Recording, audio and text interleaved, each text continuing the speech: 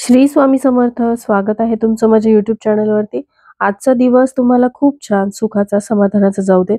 हीच मी स्वामींच्या चरणी प्रार्थना करते आणि आजच्या या नवीन व्हिडिओला सुरुवात करते. हिंदू धर्मात पौर्णिमा तिथीला विशेष महत्त्व आहे. माघ महिन्यात येणारी पौर्णिमा अत्यंत महत्त्वाची मानली जाते.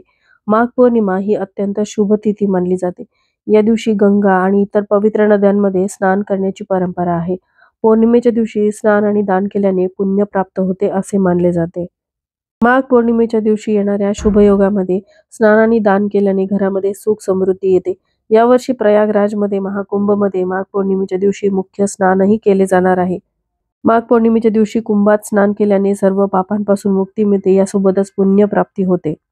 माघी पौर्णिमेच्या दिवशी सर्व देवी देवता हे पृथ्वीवरती अवतरतात, म्हणूनच या दिवशी केलेल्या सेवेचं, उपासनेचं अनन्यसाधारण महत्त्व आहे. पौर्णिमा दर महिन्याला येते, पण माघ महिन्यात आलेली पौर्णिमा विशेष महत्त्वाची मानली जाते. तसं प्रत्येक अमावस्येला, पौर्णिमेला पितरांची पूजा करावी असं आपलं धर्मशास्त्र सांगतं. पण आपल्याला दर महिन्याला पितरांची पूजा करणं शक्य नसेल, तर किमान माघी पौर्णिमेच्या दिवशी तुम्ही पितरांची पूजा अवश्य केली पाहिजे. तर यंदा माघ महिन्यातील पौर्णिमा 11 फेब्रुवारी रोजी संध्याकाळी 6:55 सुरू होणार आहे.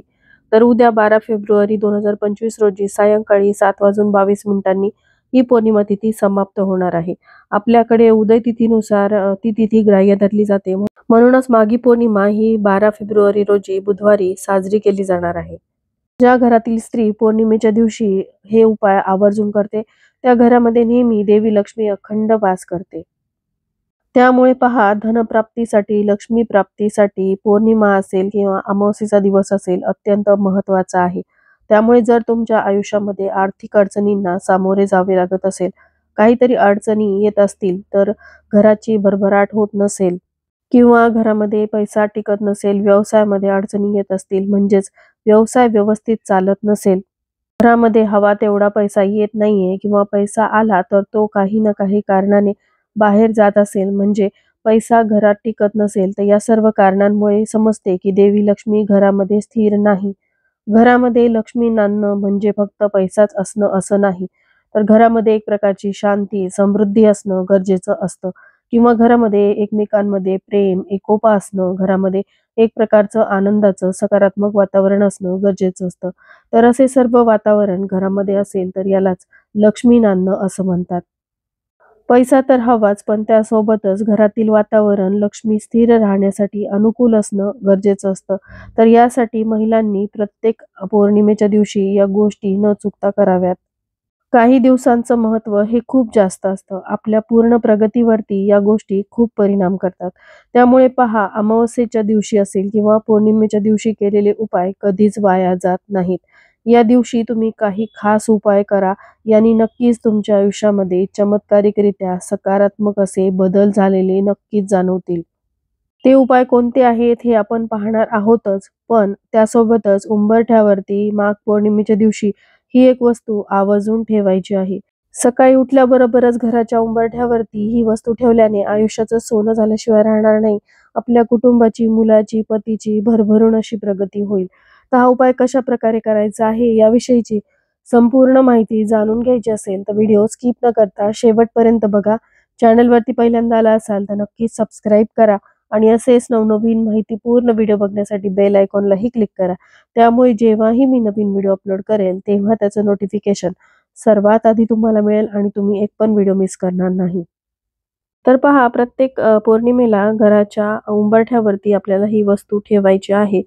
तसेच पौर्णिमा असेल किंवा अमावस्या असेल, या दिवशी स्नान आणि दानाला खूप महत्त्व आहे. उपाय करण्याआधी आपल्याला माघ पौर्णिमेच्या दिवशी पहाटे लवकर उठायचं आहे. उठल्यानंतर आपल्याला घराची स्वच्छता करून घ्यायची आहे. आपल्या घराचं मुख्य प्रवेशद्वार स्वच्छ पुसून घ्यायचं आहे.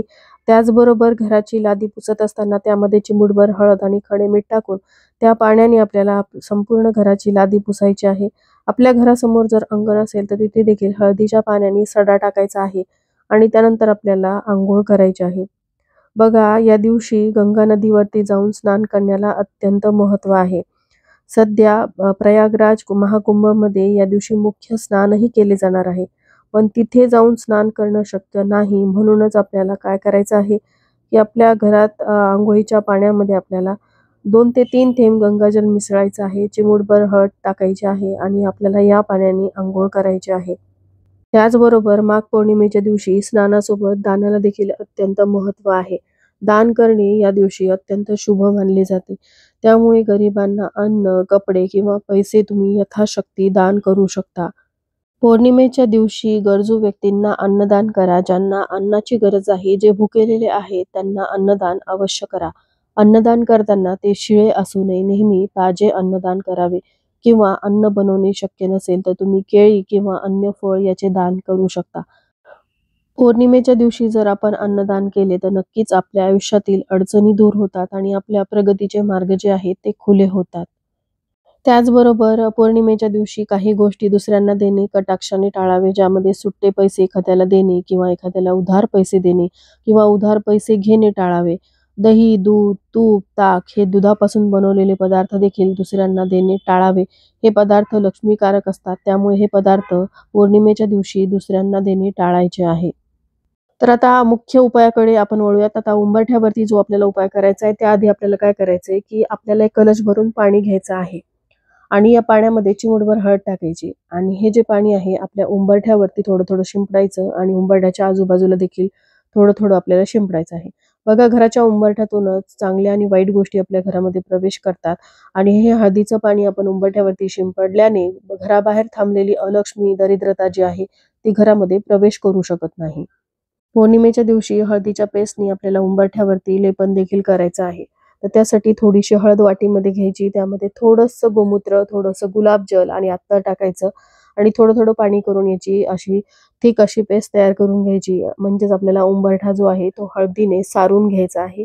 उंबरठ्यावरती आपल्याला हळदीचं लेपन करायचं आहे. हे लेपन केल्यानंतरनं मग आपल्याला उंबरठ्याचं पूजन करायचं आहे आणि उंबरठ्यावरती आपल्याला उपाय करायचा आहे. त्यासाठी देवघराजवळ जायचं. देवघराजवळ गेल्यानंतरनं एक ताट तयार करायचं आहे. या ताटामध्ये आपल्याला हळदी, कुंकू, अक्षदा घ्यायच्या आहेत. लाल रंगाची फुलं घ्यायची आहेत असतील तर, किंवा एक जरी लाल रंगाचं फूल तुम्हाला उद्या मिळालं तर नक्कीच तुम्ही घ्या. कारण लाल रंगाचं फूल हे देवी लक्ष्मीला अतिशय प्रिय आहे आणि आपण धनप्राप्तीसाठी, लक्ष्मी प्राप्तीसाठी हा उपाय करणार आहोत.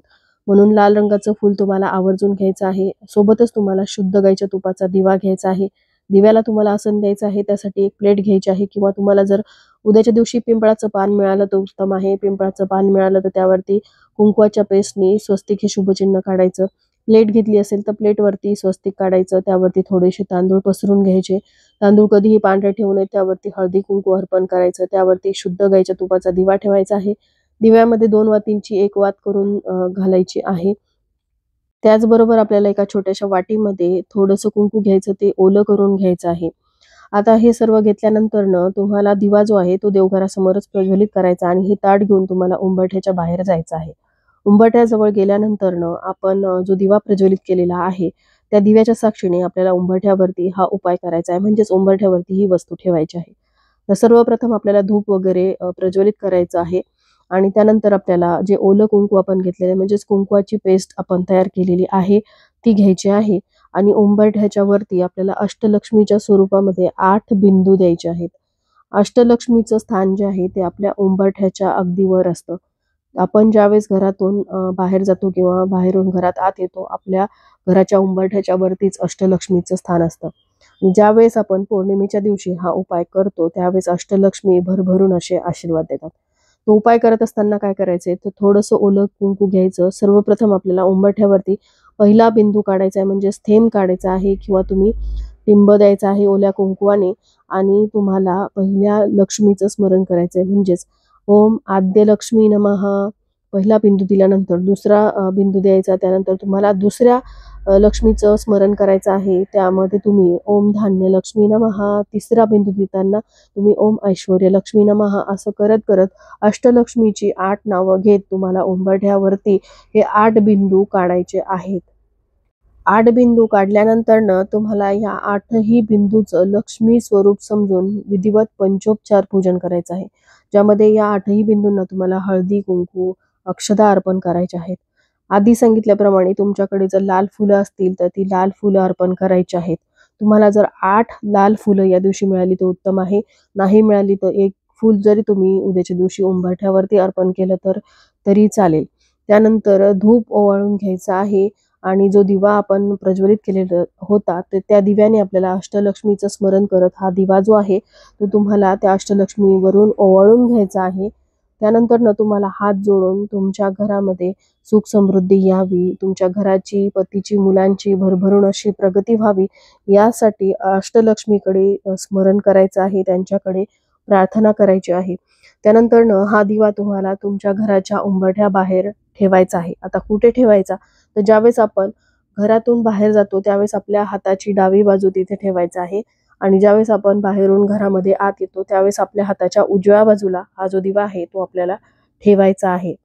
आता हा उपाय जर तुम्हाला सकाळी करणं शक्य नाही झाला तर तुम्ही संध्याकाळी दिवे लागणीच्या वेळेस देखील हा उपाय करू शकता, कारण दिवे लागणीची वेळ ही लक्ष्मीच्या आगमनाची वेळ असते. त्या वेळेमध्ये जर तुम्ही हा उपाय केला तर देवी लक्ष्मी प्रसन्न होते, घरामध्ये ती स्थिर अखंड निवास करते. अतिशय साधा पण अत्यंत प्रभावी असा उपाय आहे. आता सकाळी दिवा जर तुम्ही प्रज्वलित केलेला आहे तर तो दिवा जोपर्यंत यामध्ये तूप आहे तोपर्यंत तो जळत राहील. त्यानंतर दिवा आपोआप शांत होईल. त्यानंतर संध्याकाळी परत हाच दिवा तुम्ही थोडंसं तूप घालून परत प्रज्वलित करू शकता. दिवा हे मांगल्याचं तेजाचं प्रतीक आहे. मातीचा दिवा जो आहे तो सर्व दिव्यांमध्ये सर्वश्रेष्ठ मानला जातो आणि देवी लक्ष्मीला आपल्या घराकडे आकर्षित करण्यासाठी उद्याच्या दिवशी तुम्हाला मातीच्याच दिव्याचा वापर करायचा आहे. दुसऱ्या दिवशी या दिव्यामध्ये असलेली वात जर पूर्ण जळून गेली असेल तर उत्तमच आहे. थोडीशी जर शिल्लक असेल तर ती वात तुम्हाला निर्माल्यामध्ये टाकायची आहे. दिवा तुम्ही स्वच्छ धुवून परत पुन्हा एखाद्या नवीन उपायासाठी वापरू शकता. दिव्याखाली ठेवलेले तांदूळ जे आहेत ते थोडेसे तांदूळ तुम्हाला तुमच्या घरात असलेल्या तांदळाच्या डब्यात टाकायचे आहेत. यामुळे तुमच्या घरामध्ये अन्नधान्याची कमतरता भासणार नाही आणि उर्वरित तांदूळ जे आहेत ते तुम्ही पक्ष्यांना खायला टाकू शकता. यामुळे तुमच्या हातून अन्नदान देखील घडेल. तर असा हा अतिशय साधा पण अत्यंत प्रभावी उपाय उद्या माघी पौर्णिमेच्या दिवशी तुम्हाला आवर्जून करायचा आहे. तर चला याबरोबरच आजचा हा व्हिडिओ मी इथं एंड करते. व्हिडिओ आवडला असेल तर लाईक, शेअर, सबस्क्राईब करा. श्री स्वामी समर्थ.